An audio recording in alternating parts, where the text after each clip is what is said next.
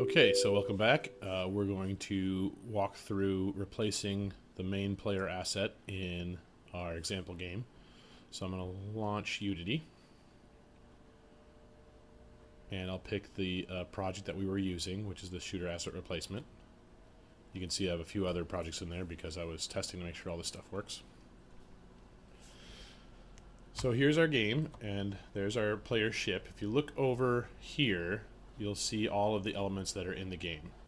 And by the way, if your view doesn't look like this, just make sure that you have loaded the project. So the way you can do that is to go into the complete folder here, the complete game. This is the stuff for the tutorial and stuff. But if you go to the complete folder and then go to scenes and then double click done main, it will load that up. And nothing changed here because I already had it open.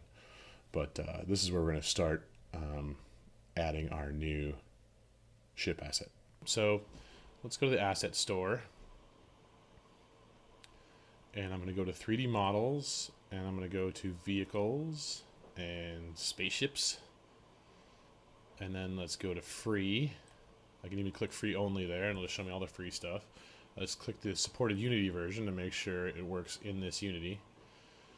And you'll see that some are packages which have multiple things in there, and some are just individual single models. So here's this spaceship Falcon, or the space fighter, etc., etc. The only thing that might be different is the scale, but we can change the scale once we bring it in. So if it's way too big or way too small, we can change the scale. So just arbitrarily, I'm going to grab this spaceship Falcon right here. If I click on it, it'll load into its parameters and show me what it looks like. Pretty cool. It's actually really similar to the one that's already in the game, but that's fine. So now I'll click download, and it'll take a second, and it will load in all of the stuff here. You can see it has, you know, the polys and the shaders that it's using, that kind of stuff.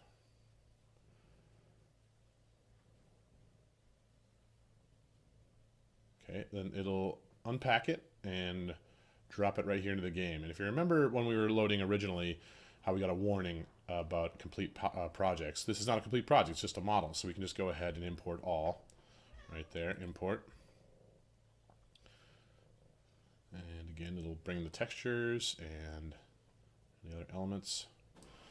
And you see it doesn't show up in Assets Complete Game, it shows up in the regular Assets folder. So that's over here, or I can click on Assets there, and now we'll see a folder for Spaceship Fighter Falcon. And if you need to change this view so you can see the names better, you can zoom out, zoom in. There we go. So I'm going to go into Spaceship Fighter here. And I'll go right to the Models folder. There's some other folders here that give you some options depending on the complexity of the things you're trying to do, but we're keeping it pretty simple. So we're going to go to Models. And then here's my Spaceship Fighter. And all I got to do is drag it into this game space like this. You can see it's a lot bigger than my other ship. So I'm going to rotate my view and I'm going to scale it down. And I'll do 0.5, 0.5, 0.5, which is obviously half the size. Okay, get the space. It's still kind of big. If it's that big, it's going to be hard to dodge asteroids. So let's make this 0.3, 0.3, 0.3. Now you'll see that it's rotated the wrong way. Our original ship here is pointing down, and the new one is pointing up. So I'm going to rotate this around the y-axis like that. So I just do 180, so it points the other direction. You can rotate it around the x and all that kind of stuff too. That just flips it over again. So we'll leave it 0 there. So now let's see where it says done player. That's our original ship. I'm going to change that name to original ship so we can keep these things straight, and be sure to put underscores where the spaces are. And see, it changes over here in the hierarchy view. And then for our spaceship fighter, I'm going to call that new ship. Not super original, but it allows me to keep these things straight as I'm replacing this asset. So now all I have to do is add these components. Each one of these things is called a component. and you'll see that if I look under new ship, I only have the transform, the fighter body mesh, and the mesh renderer, which is how it reflects light or responds to light. So I'll go to original ship, and I need original body. I need a rigid body. So I'll go to the original ship. I need a rigid body. I need a mesh collider, and I need this done player controller script. That's kind of a lot of stuff to remember. So let's do them one at a time. Back to new ship, add component. You can search through all these things through the menus, and if you don't remember what they're called. But the easiest thing to do, if you know what they're called, is just type it in. So I'll do rigid body. There it is. So we'll do that one. I'll look back again, and I need a mesh collider. So we'll add these first, and then we'll go back and compare the settings. So I'll type in the word mesh, and there's mesh collider. And I'll go back again. And I need this done player controller script. So let's go back to new ship, add component. I'll just type the word done, and there's player controller. So now I have all the same stuff as the original. So I have my ship in here. I have my 3 components that I've added here, and I need to make sure the settings are the same. So I'm going to go back to original ship, check rigid body, compare there. The one thing I noticed is that gravity is turned off, which makes sense because if you are making this part of the physics system and you have gravity on, when you hit play, it'll fall through the floor. So we want that off. Another thing that we need is under the mesh collider, we want there to be a collider so it knows what the parameters are of the ship that we are colliding with. If you don't have a collider turned on, then it won't know when an asteroid hits it or a laser hits it or whatever. So let's go back to new ship. Convex just means that the faces are facing outward, and is trigger means that if there's a collision, it will trigger something like an explosion or the ship death. So lastly, we got to look at this player controller script. If you notice, all our parameters are 0. That's probably not the way we want it. What we actually want is for there to be speed and tilt, and then eventually some constraints on how far the ship can move. If we set these too high, the ship will move right off the screen, and if we set them too low, the ship won't be able to dodge any asteroids. So there's also the stuff here, the script for the shot, but we'll get to that in a second. We'll go to the new ship here, and I'm going to make the speed 10, and that's how fast the ship moves. And I'll make the tilt 5, which is how it rotates. If you make this 20, it kind of does a barrel roll. If you make it 0, it doesn't tilt at all. It sort of slides back and forth. And then these boundaries, and we can mess with this once we start testing the game. But if I leave them at 0, watch what happens. I'll hit play. And one ship moves, and the other one doesn't. So there we go. You'll notice they both interact. One of them blew up when I got shot, and the other one I was able to dodge for a little bit until I got killed. So we need some boundaries here. So I'm going to kind of go with the original ones, and if we look under original ship, -6 and 6 makes sense. That's just 6 units left, 6 units right. So, and then the Z min, Z max. And so the Z is how far back it can go. If we go any farther than -4, we can go to -20 if we want, but it'll go off screen. The ship will go off screen. And then the Z max is 8, and that's how far up you can go. If you set this to like 20, it'll go all the way to the top, and you won't be able to see the enemies coming. So -6 for the minimum. That's just to the left. 0 is in the center of this screen the way we have it set up. Obviously, you could orient it differently, but this is just a kind of a way we're going to handle it. -4 for the backing up, and 8 for the forward. And you can actually mess with these if you want. Now, if you don't see this in the script, it might be closed, and that's because this particular set of parameters has a little spin down arrow, so you can hide it, and just to make this area a little smaller. Notice not all the scripts have that. So if you don't see it, flip the little triangle down, and then set your boundaries appropriately. So whatever object you use, you don't have to use the one I have used here, but if you use something bigger, you might want a little less movement, or vice versa. If you want something small, you might want to move it quite a bit more. So we'll go with that. Now, if I hit play, you can see the ship moves right along with the other one, and they both die together. So one of the issues here is that I can't really see my old ship and my new ship because they kind of merged together. So I think what I'll do is under original ship here, I'm going to turn it off so I can see. Oh, and that actually reminds me, if you look at this tag, the original ship has a tag here that says player. And that's just the way the code will call the ship. And if you noticed in new ship, it's untagged. So I'm going to tag this as player, and I'll leave this visible. Now the other ship is still there. One thing you'll notice is that the ship is upside down. Even though I've rotated it properly, it's still upside down. And that could happen for a number of reasons, but it usually happens because the model itself that we've imported has rotation information in it, and it ignores it when the player controller script sets the model to play. So you'll notice if I turn the player controller script off, and then I hit play, the ship doesn't move, but it's oriented properly. So something about the way the player controller script calls this model, it ignores rotation, but it seems to actually, the scale and the position are obviously right. So I think that might be a bug in Unity, and I did a little looking and I haven't found any fixes for it. But we can fix it here. We don't have to worry too much. If this is happening to you, if no matter what you do with rotation, if your ship is pointing the wrong way, try this little trick. Notice the scale for Z is 0.3. If I make this negative 0.3, the ship actually kind of flips inside out, but the textures stay the same. So I'll leave that. And now when I hit play, the ship is oriented properly.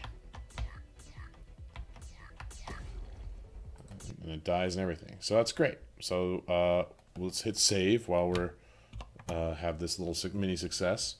And now all we need to do is get our bullets going. So in order to get our bullets going, you'll see that we have nothing here. There's no game object for the shot, and there's no movement for the shot transform. So let's look back at original ship and see what they have there. Oh, so there's a done bolt, which is a prefab, which means that it's been animated. And then there's a transform script in there for shot spawn. So let's look back at our new ship, and let's look at our assets. We'll go to complete game. We'll go to prefabs, and you'll see done bolt is right here. So if I go back to my new ship and drag done bolt into the shot area, now it matches my original ship, done bolt. So we have everything done here. We have the bolt in, and we have the shot spawn that says none, but it knows it's a transform because that's what the script is asking for. Every time I say script, it's code. We can actually open these up and look at them in a text editor if we wanted to. And the way this works is the original ship has some things attached to it. It has these engines, which are just flares that kind of stick out of the back. But it also has this shot spawn item, and all it is what's called a game object, just an empty game object, and it has transform information, which is positioning. I'll select the shot spawn, I'll hit Control C, Control V, and it puts it there, and then I can actually stick it into the ship. Now when I go to new ship, it's still not there, so what I'm going to do is just grab this and drag it down into shot spawn. So now it will know where the ship is, and it'll produce this bolt when we hit the fire button. And the fire button is control, the control key, the left control key in the keyboard in this case. So to hit play, recompiles, I can move my ship, I can shoot. Oh my gosh, look at my bullets are going out the back. So it's all going out the back because the shot spawn's at -180. So let's change this to 0 to make sure the shot spawn is pointing the right direction. Now let's try it again. There we go. It looks like it's coming out of the back of the ship quite a bit. You can see it there. Here's my shot spawn positioning. So let's move this up so it comes right out of the front. And in this ship, I don't know if the laser guns are in the front or not, but that's pretty good. Now if we hit play, I'm holding the left control key down. So that's it. It's now working. I have a new ship in there, and it's shooting bolts. It's going a little fast because if you set the fire rate for 0, it just is infinitely fast. So 0 doesn't mean no bullets. 0 just means we haven't set any speed at all. So if we look at the shot spawn, if we look at the original ship and we look at the fire rate, 0.25 is a quarter of a second, I believe. So let's go in here and do 0.25 and try it again.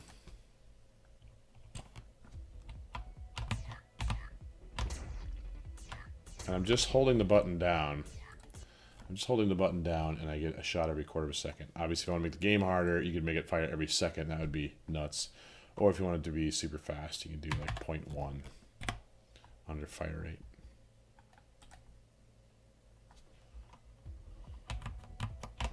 And just holding the button down, I get a button every tenth of a second. So there you go. Just a kind of quick summary. We dragged a new model in. I got that from our from the assets from the asset store.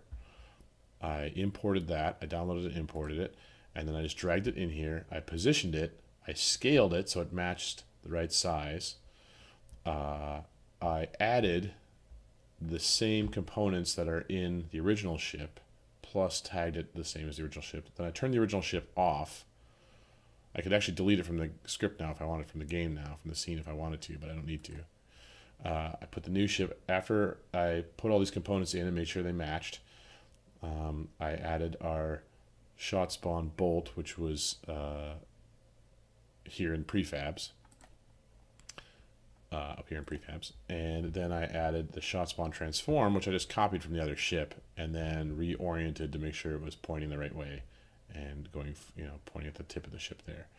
If I wanted to be clever, I could actually do that twice and have double lasers and that kind of thing, but this is pretty good. And so now I've actually got a new ship in the game, and I have a little different look. So I can actually change out the background, I can change out the enemy ships, I can obviously change out everything there, and that's what a full reskin is, where you use the exact same mechanics and setup, and you just swap out everything else. And I bet you can think of a few games where they've done that. I know Flappy Bird has about 1 million reskins out there where people have taken the game idea and just switched around a bird to a fish or to an alien or whatever else. So give this a try. If you have any questions, hit me on the discussion board or on email, and I'll do my best to answer, see where you got stuck and answer your questions. Screenshots always help. So if you're stuck somewhere, give me a screenshot of especially your new ship, and I can look through here and see what's going on. So thanks, and we'll see you next week.